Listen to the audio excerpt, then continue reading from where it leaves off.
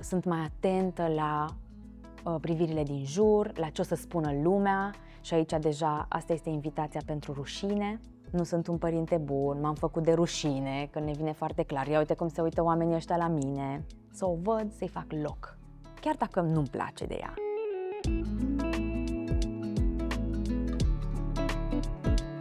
Ce se întâmplă cu părinții din punct de vedere emoțional atunci când copilul are un tantrum. Și deja am început să menționăm ce se întâmplă. Apare vinovăția și rușinea. Și tu foarte fain ai spus mai devreme că sunt mai atentă la privirile din jur, la ce o să spună lumea și aici deja asta este invitația pentru rușine, da? Cum sunt eu văzut. Și atunci, asta ziceam mai devreme că sunt niște emoții greu de gestionat și că e important să ne uităm un pic la ele pentru că ele tind să apară în momentul în care noi ne desfășurăm într-un spațiu public. Sunt mai multe priviri ațintite asupra mea, deci mai multă judecată, deci riscul să mi se pună eticheta unui părinte nepregătit este mult mai mare. Da? Și aici aș avea niște strategii care merită lucrate, inclusiv noi adulții, și pentru gestionarea altor emoții de disconfort.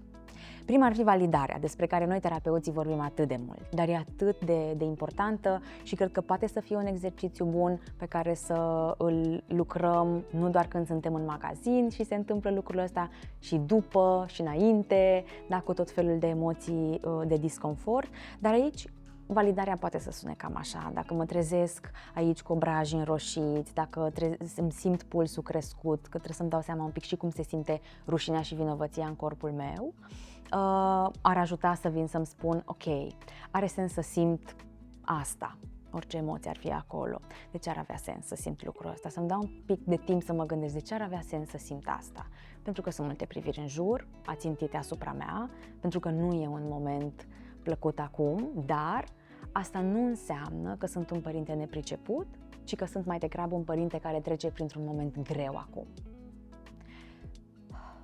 Și în momentul în care îmi dau voie să-mi vorbesc eu astfel, pentru că pentru a putea eu vorbi cu copilul meu într-un mod primitor, într-un mod blând, am nevoie să învăț și eu să-mi vorbesc asta. Și atunci această validare, atunci când eu mă întâlnesc cu niște emoții grele, este și vindecare pentru mine, dar și un antrenament pentru a putea livra niște vorbe blânde și dulci copilului în momentele în care are nevoie. Și numind emoția, are sens să simt sau simt rușine, vinovăție, frustrare, pentru că, și are sens să simt asta deoarece. Și atunci, primul lucru în gestiunea emoțiilor este să numesc emoția, să o văd, să-i fac loc, chiar dacă nu-mi place de ea, dar trebuie să găsesc alternativa. Deci prima chestie ar fi validarea emoțiilor, da? Și numirea ei. Apoi, un alt lucru este tot legat de povestea pe care mi-o spun și perspectiva pe care o am. Asta e hrană pentru vinovăție și rușine dacă povestea este potrivită, adică să-mi spun, da, nu sunt un părinte bun, m-am făcut de rușine, că ne vine foarte clar, ia uite cum se uită oamenii ăștia la mine. Da? Dacă am perspectiva și povestea asta despre situația care mă înconjoară, cu siguranță hrănesc foarte bine aceste emoții și din nou aici apare deconectarea și lupta de putere cu copilul meu. Și desigur, cresc șansele ca să-mi fie teamă următoarea dată când voi merge la magazin, pentru că chiar mă voi întâlni cu asta și nu mă descurc. Da?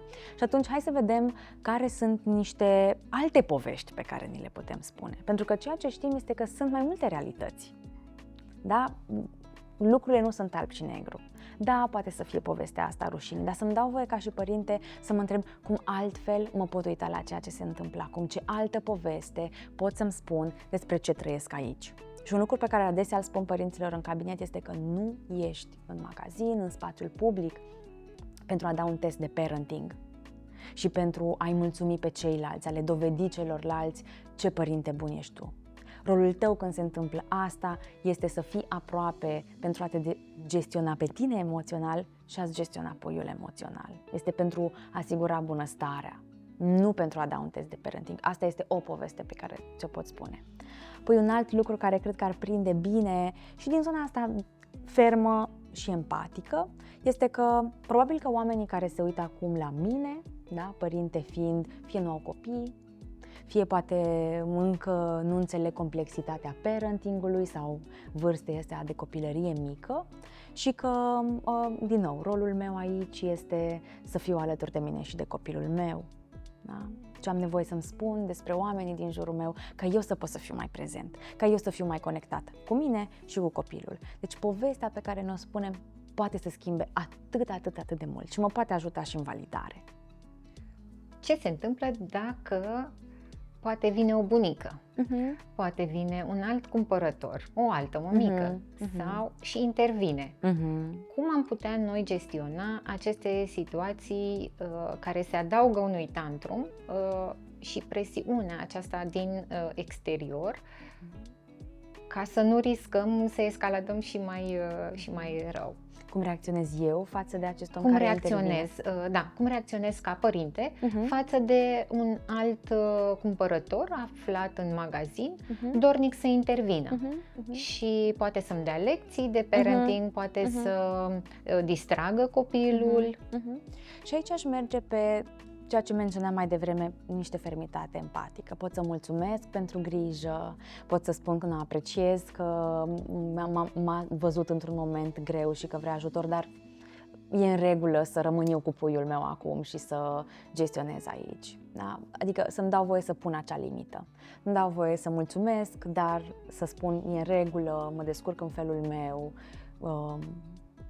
mulțumesc că m-ați sesizat și ați venit încoace, dacă ar fi vorba despre cineva necunoscut. Da?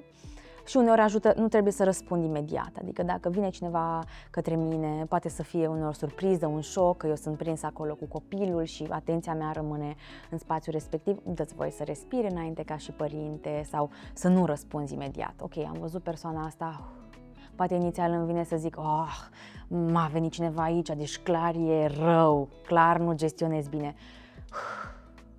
Stai un pic, ce am nevoie să-mi reamintesc? Că sunt eu, sunt părintele, eu sunt aici pentru a gestiona așa cum pot să gestionez în momentul ăsta. Dar e în regulă să verific cu mine dacă am nevoie de acel suport sau nu am nevoie de acel suport.